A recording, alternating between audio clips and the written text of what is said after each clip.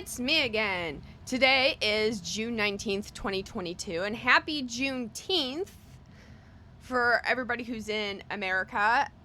Juneteenth is the holiday, and it celebrates the day in which Major General Gordon Granger gave Order 3 at Galveston, Texas.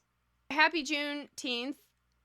As a result of this Emancipation Day, it has become Juneteenth, June 19th. It's also Father's Day today, so we have like two holidays today.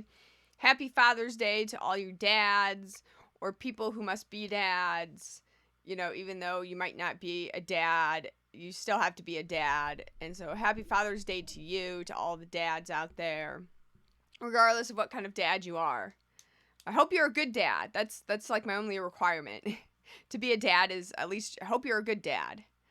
Happy Father's Day. Happy Juneteenth. I know a lot of my viewers don't live in the United States necessarily, so a little bit of history. And those who do live in the United States might not know this originated in Galveston, Texas, so a little bit more of Texas history. Although I'm from Ohio originally, that was a Union state, Ohio.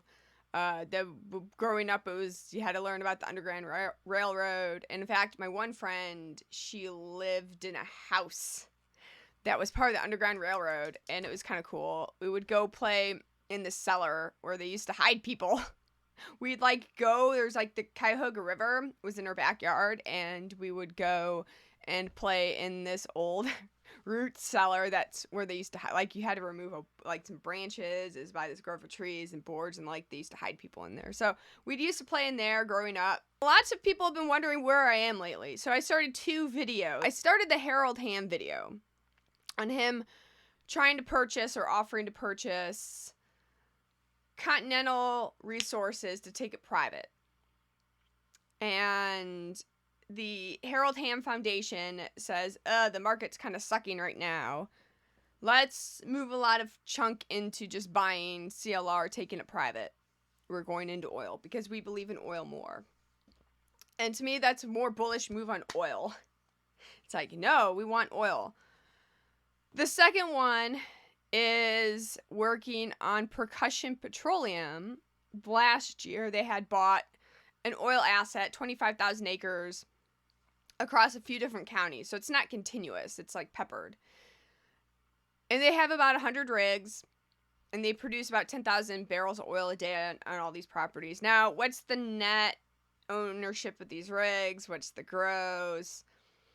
But each rig produces on average 100 barrels of oil, and it's for that one to figure it out, it's what are their reserves in the Percussion Petroleum, trying to figure out their reserves. For the Harold Ham CLR case, I know about how much oil's in their reserves. They're very adamant about telling you that. What I don't know is they list the total number of rigs they have across all their properties. But they've been at this for 54 years. That's the thing. And they could tell you the new rigs, new wellheads over the past 2 years. But you don't know what's currently in production beyond those 2 years. You see, you just get a total number and then the last 2 years. But you have this huge gap of, about 2,000 oil rigs or 1,900 oil rigs. You don't know if they're productive or not, or what's productive. That's what's key in figuring that stuff out there. So those are my 2 missing elements to really solidify or really come up with, I would say, an estimate I would be happy giving out to you. I'm not just going to throw numbers out there. I know it looks like I throw numbers out there, but I'm not going to throw numbers out there just to try and pump something up. I'm missing a few key variables here, and it's because I'm missing those key variables I haven't finished those videos. And now, at this point, it's been a week, and I start with the date. You're going to go, wait, what? That's not the date. But I do have some information today about MMTLP. John Berta, former CEO of Torchlight, has been very helpful this past week on Twitter, and he's been very active on Twitter, fighting some of the FUD. He has been clearing up a lot of misconceptions about MMTLP. And before we start today's meat and potatoes, let me just reiterate that this is not financial advice. This is entertainment. Are you not entertained? You are following my own personal thoughts. This is one bird's thoughts. You're coming along with me on my own personal journey. One, Berta's been reiterating the validity of MMTLP and that there's no such thing as like a fake MMTLP. The broker is responsible for giving you whatever that's valued at. What the next step is going to be a share in Oilco. When it spins out, you're going to be given a share in Oilco. Is that going to have a value attached to that? The answer is no. A value attached to that means that there's a sale. It can't sell until after spin out. So the value of Oilco is going to be not right now. Oilco could very well then be a private company. They're going to file an S1. That's what we're waiting for. Lots of people state that an S1 could be a public company. And you are correct. It could be a public company. But it can also be a private company. It's not traditionally filed that spin out's going to file an S1. However, in this case, it could be the path of least resistance. And that's why an S1 was used.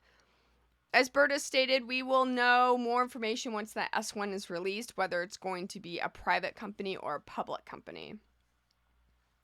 If private company, how will the shorts cover? This is where Berta has also helped us quite a bit. Shorts can only cover with MMTLP, pre-Oilco spin out. There was a lot of theories going around that you needed MMAT to cover. In long and MMAT, as I tell people on my live stream, I have shares in MMAT. I originally got into MMAT because I was looking actively for a metamaterials company to invest in. But people seem to think I'm a shill for some reason, even though I have criticized the stock. So what happens is that you need MMTLP to cover this. You can't really do MMAT for a couple of reasons. One, the QSIP is totally different. So when the Torchlight Metamaterials merger happened, Torchlight holders got two things. Both. They got, one, a share in Metamaterials. Two, they got a preferred share. All of the preferred shares are all Torchlight shares. There's 165 million MMTLP. There's 165 million Torchlight shares. Not all of the MMAT shares are Torchlight shares. Also, when, there's a new QSIP number, or QSIP. There's a new QSIP number for MMAT. The QSIP number for MMTLP matches that of Torchlight. MMAT has a new QSIP number. I don't know if you remember the whole QSIP changing around, but there's MMAT has a different QSIP number.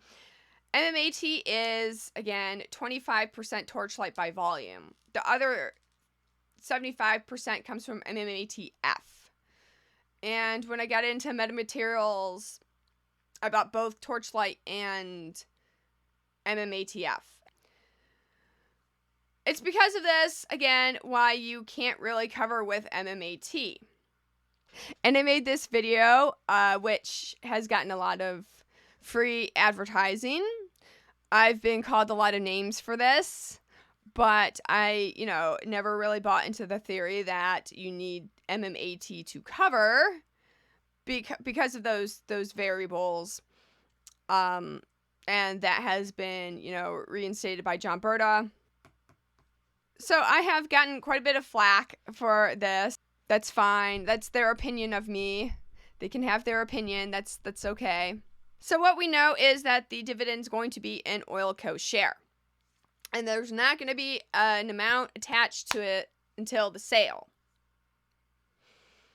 Hence, it could heavily be emphasized that Oilco might be private.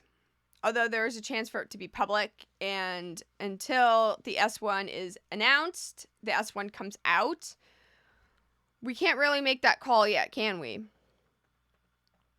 But the S1 might have been the path of least resistance.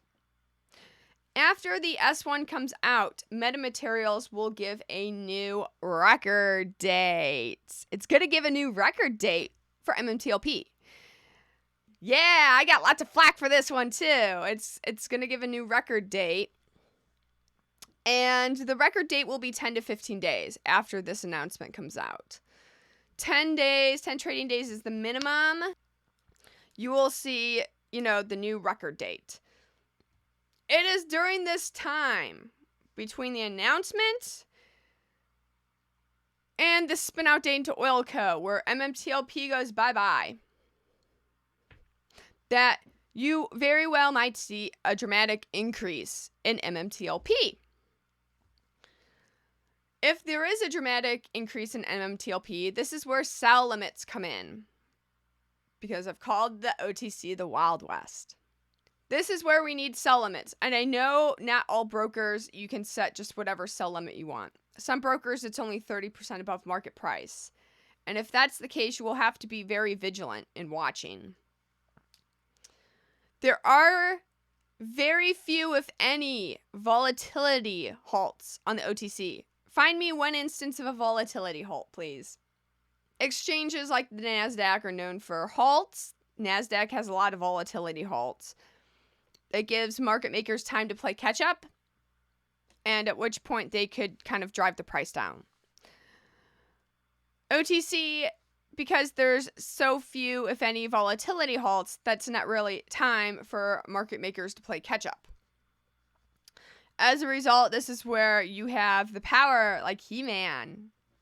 Hey, hey, hey, hey, hey, hey, hey. I said, hey. What's going on? Ow! I sing that video quite a bit. You have the power, like He-Man, okay, against, we're going to defend Castle Grayskull. We're saying, I'm not selling no Castle Grayskull for birdseed. Castle Grayskull, we're selling at premium prices here. That ripped Skeletor, he's still ripped, and he gives good advice on the internet now, but he wants to try and buy Castle Grayskull. No, we're in a real estate bubble right now. He's gonna pay premium price for Castle Grayskull. Okay, guys, that's my video today. Like I said, I'm working on those 2 sale videos. I'm missing different variables to really give you an accurate mathematical estimation that can be applicable to the Oro Grande. So to apply any of those cases to the Oro Grande for the Harold Ham, I'm missing the current active rigs on the property. If you have that information, please let me know. That would help. And for Percussion Petroleum, I'm trying to find out what exactly their reserves are. And that would help. But remember your training. Have a plan. I will see you guys soon. Goodbye.